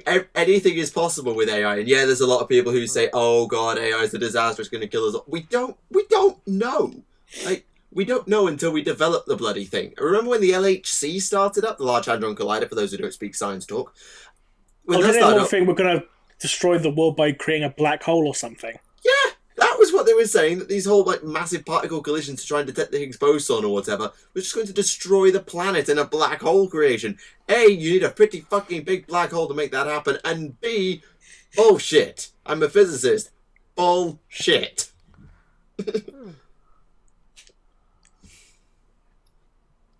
Right. Next question. Has anyone listened to Realm Slayer? No, sadly. I don't know what that is. It's the the Brian audio Blessed, drama. Godric and Felix audio drama. So infused. Still don't know what that is. Oh. It's an audio drama about a dwarf who wants to kill everyone to get himself killed but can't die because he's so fucking good at killing everything. And he's voiced by Brian Blessed. Does that make things easier? Yes. And let's all take a moment to appreciate that Brian Blessed once punched a polar bear in the face. As you do. Alright, moment's over. Continue. Thank you. How many times can you make Michael head desk in one episode? I mean, so far, 0, but probably... I don't even want to know. Depends on how annoying you get. Well, it's Christmas. I could try, but that would require me to go off to my tangents about how Inklings from Splatoon would be a big threat in 40k. What? Now you sound like the comments. Do I? Because I have facts here, not just YouTube bullshit. Oh boy. Well, Michael, it's on your channel this week. Do you want to let him indulge himself? You want me to do this stupid thing just to see if we can answer this question for this nice person? I feel like if you don't answer it, the comments are going to ask it every single episode until one of us does, and neither Remleiz or I give enough of a shit to do it. Okay. I guess I'm answering this question seriously now. Alright, so before I actually played Splatoon, there was a fun thing here where I came to the conclusion that Inklings were basically just hipster orcs. But after playing Splatoon 2, I now have to revise my theory. Inklings are actually Dark Eldar if they chilled the fuck out a lot, but not all the way. Okay. Continue. So Inkling society is basically based pretty much everything, including their economy, is based around reenacting probably the most violent war in their history because they think it's fun. Just actually straight up killing each other for their amusement. They can't actually die, by the way. They have the respawn system is like canon to the game. So they actually just have their kids about like age 12 to 14 is the when they can actually like engage in turf warring. They just go and they murder each other to the point where killing each other isn't even the goal of the like sport or whatever, because I guess it would get boring. It's actually to cover the ground of most, but they can just murder each other freely. It doesn't matter to them. And, like, shops will open up around the area, and it drives the economy and everything. And then there's, like, Salmon Run, where it's heavily implied the last surviving bears and also only mammals on the planet just hire children to kill waves upon endless waves of highly mutated salmon for their eggs. So, from, like, a young age already, they're super violent and they think it's funny. So, they're like orcs, but there's kind of this, like, Inklings are hedonistic assholes slant that Splatoon 2 really goes into. Yeah, which I can see the to Drakari me, leanings. Yeah, that screams to me like, or that's just like they even had the pointy ears. That's just Dark Eldar. And they kind of engage in cannibalism, maybe, but like not really. It's kind of like if humans regularly ate monkey, because they'll be like, calamari, it's morbid but delicious. I think that's pretty much almost verbatim something that one of the characters says. Right. And, so yeah, already super violent. They're dumb as shit, by the way. Like, Splatfest is determined entirely by shit they get from a fax machine. And then they're like, okay, cool, this week we're gonna kill each other over whether or not orange juice is good with or without pulp. That was an actual thing. Oh, God. I mean, the answer's without, but... Yes, of course. Although pulp won for some horrible reason. God. But squid with paint gun does not equal dangerous to Space Marine. Look, you say that, but then you have Octolings, which are a lot smarter.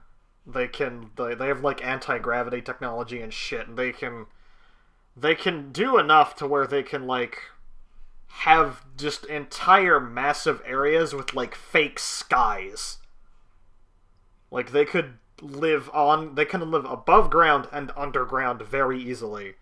Although they have certain power issues, but that probably wouldn't be a problem in 40k.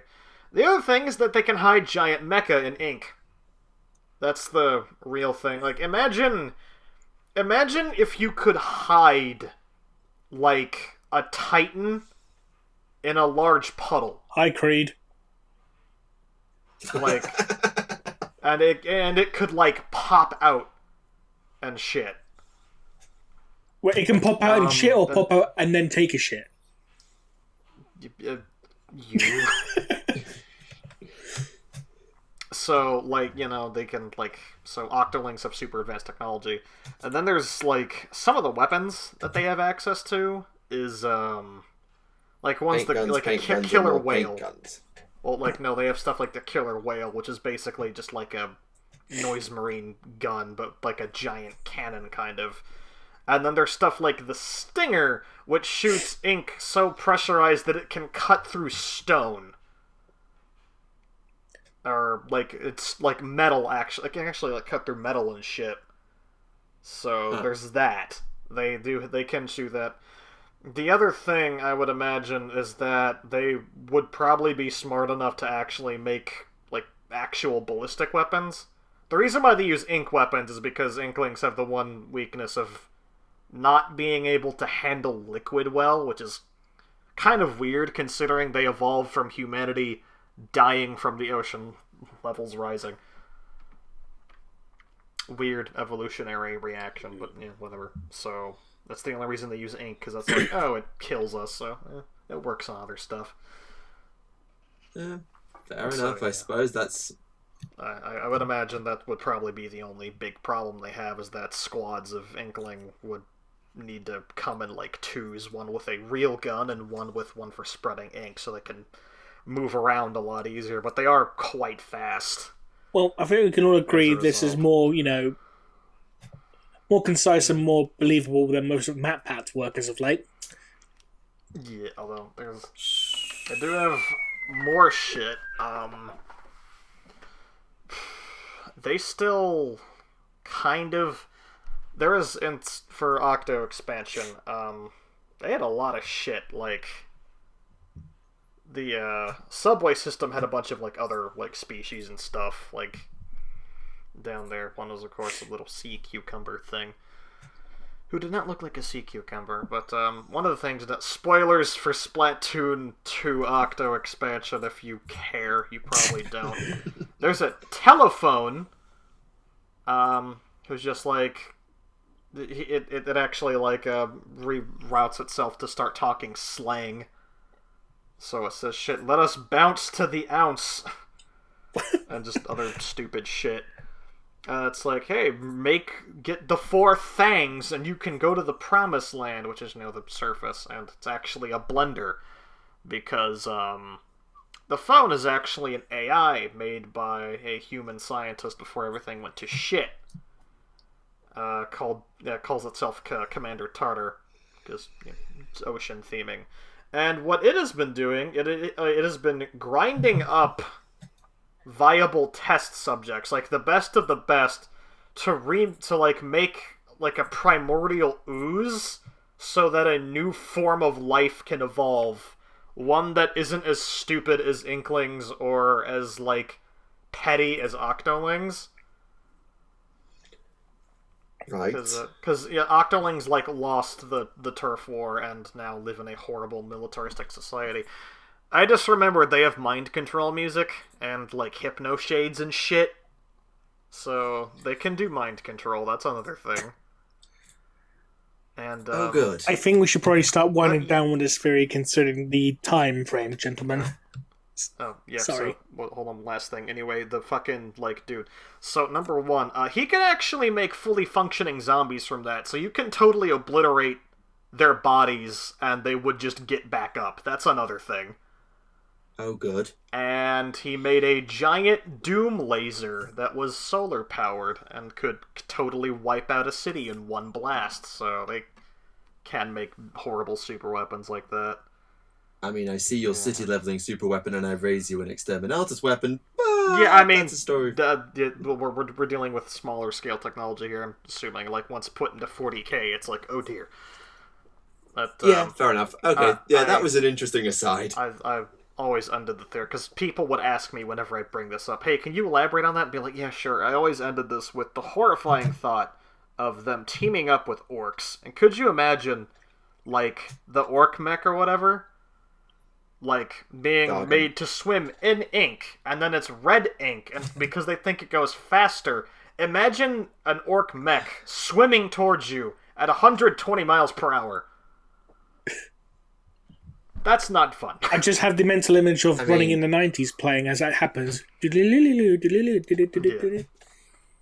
I mean, they have invented Stomper teleporters according to Vigilus Defiant's new special detachment. Dear. Yeah, so you pay 4 command points to deep strike your Stomper. It's just like, oh, fuck. But, fair enough. Interesting aside, I suppose. Yeah, how many times did that make you head dusk? We had to answer the first question. You'd have heard it. Oh, okay. You'd have heard it. 0 times. I'm sorry, sir. We couldn't get him to do it. Right, next question. What story has the fat guy as a planet? I think off the top of my head it's Demon World. Which would make sense. Would make sense. Let's go. When spacemen have to deploy into a landscape where their aircraft cannot land, they simply jump out of said aircraft. Pretty much. If they got jump packs, then yes. Jump packs, yeah. They could just use drop pods unless it's like a very water-based planet, and so there's literally no land for them to land on. They probably just fly as low as possible and then jump out. Yeah. They bring in a little high board for the water planets. We gotta do flips and shit to get in.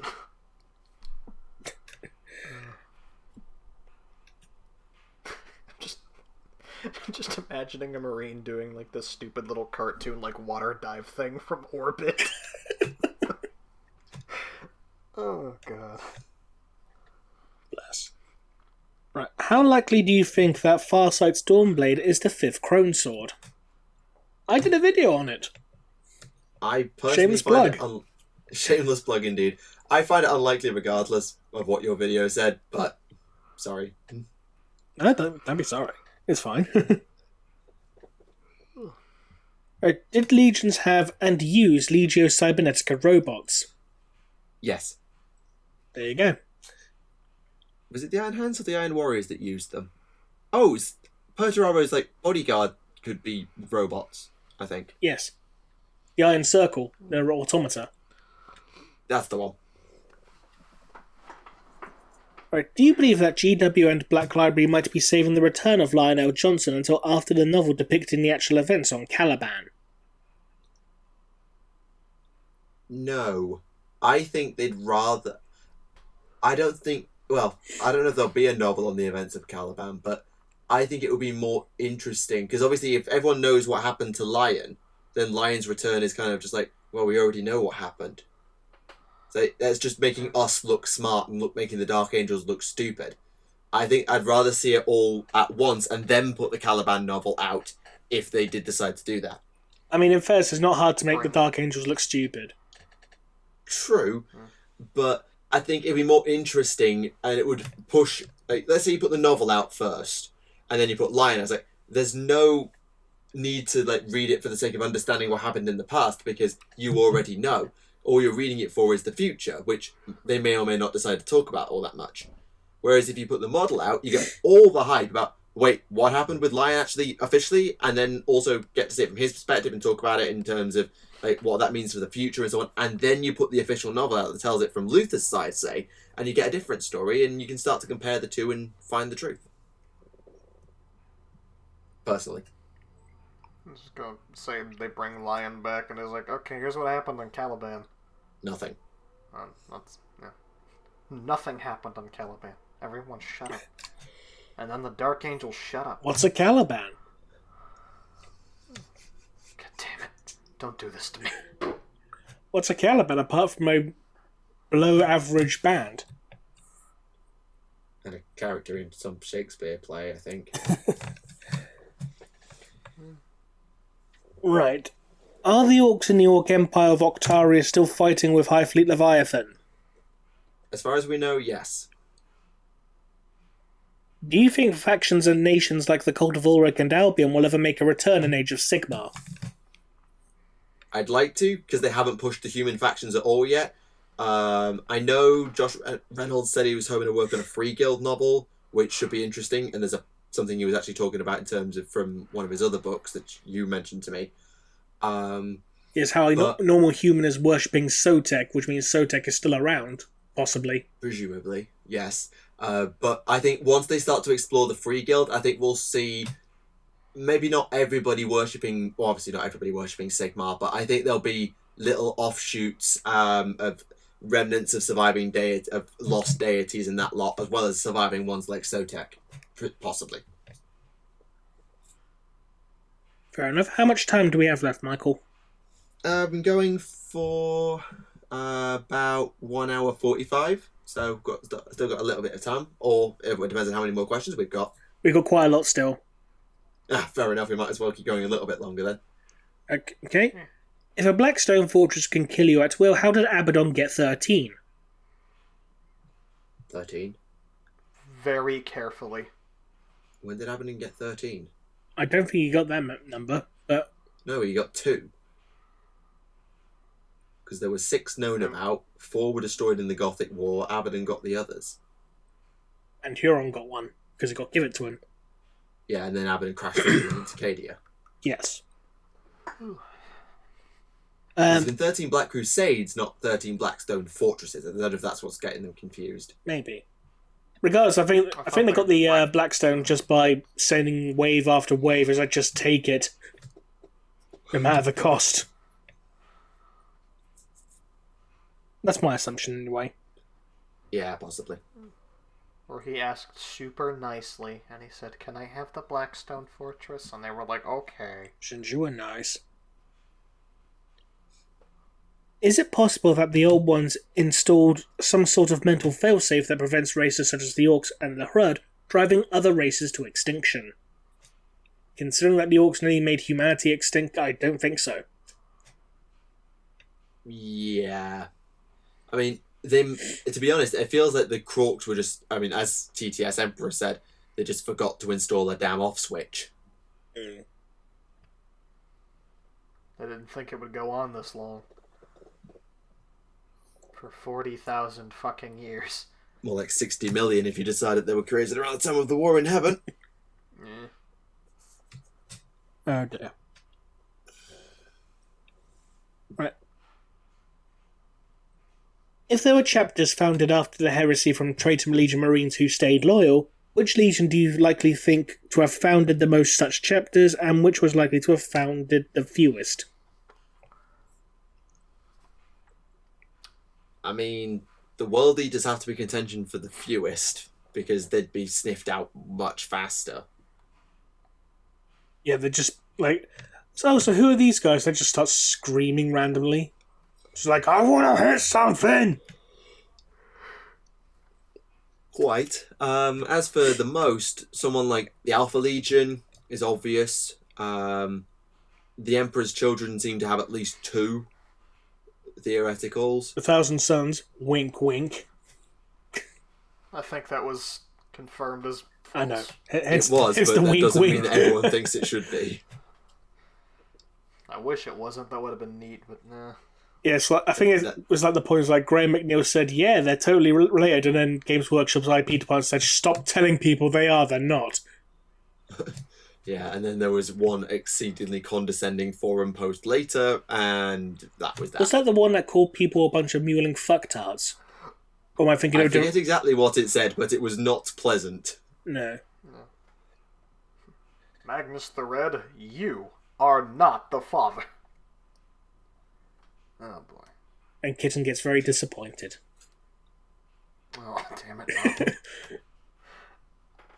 Next plot arc confirmed. just kidding. No. Or is he? Magnus Red goes on the Maury Povich show. Sorry, Maurius Povicius. There you go. I was thinking like Dr. Phil or something similar. Biologist Phil. Oh, was that a head desk? We did it! It took an hour and 45 minutes, but we did it. It took Dr. Phil. David the Gnome? Nah, fine. Dr. Phil, head desk. Never mind, moving on. Go through David the Gnome Splatoon. Fine. Right. I was trying not to because I had the comments call me a bit of a condescending arse to the guest last time, so I was trying to be polite, but that was just...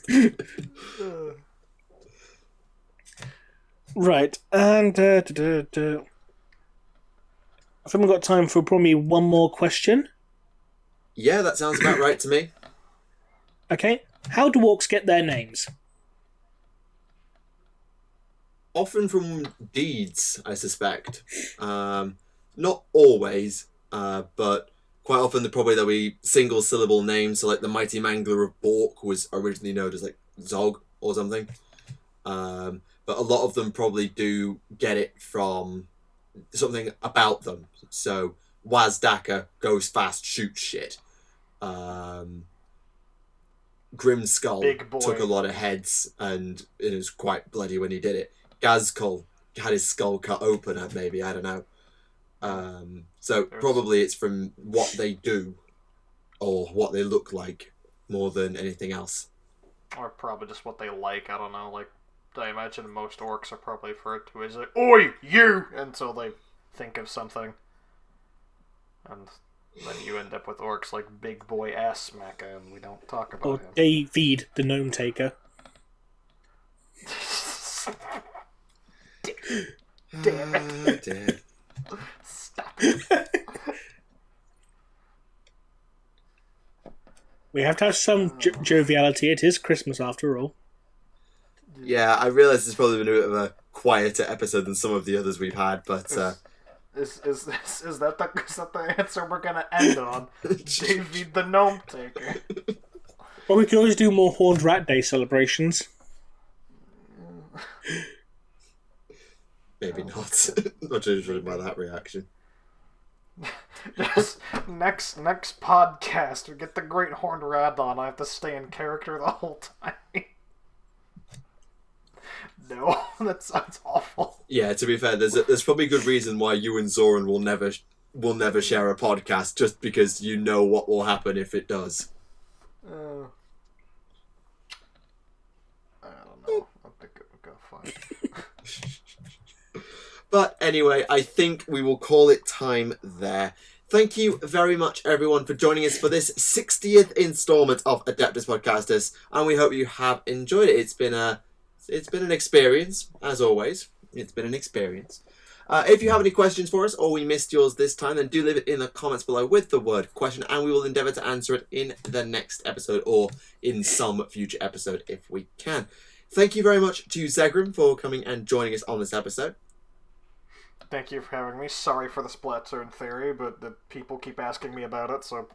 To be fair, it's fine. I realised that you probably didn't get much of a look in during the news segment, so I was quite happy to give you the floor for a while, whatever the topic. Yeah. But, yeah, that's that. And as I said at the beginning, we hope you have had a good Christmas if you're celebrating it. And I do hope that your 2019 is a good one as well. So we will see you in the new year. This has been Tactica Imperialis. This has been Remleiz from 40k Theories. I exist. I don't know. This is Zegram from Things. And we'll see you all very soon. Thank you very much for watching, and goodbye.